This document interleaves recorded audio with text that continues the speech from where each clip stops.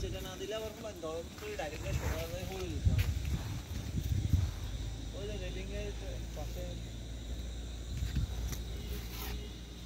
কাম চলে নাকি আজ তো জানা তো এগুলো আমি কাল আসলে বলে নিয়ে দে না রাজি আসলে তো লিয়ে আইছে আন দাদারও কত আছে ইয়ান যে গুনে যাই আই একটা ইয়ে করতে তো নারী গেছে একটু সিটিং কোম্পানি হলি গেছে বুঝছো কে ফলাই গেছে গেরা হাড়াইছি গে মানে তো দাদারে আর আরে কই কি কেন ও হতে বাজার তুমি সামনে রান্না কিছু বলি না আছে তাহলে হাতে ঘুম তুই চালাই না ভাই না বলিস আমরা তো বাড়িতে গেলাম আমরা 10:30 টার দিকে শুরু করে স্কুলে আনলাম সামনে বাড়ি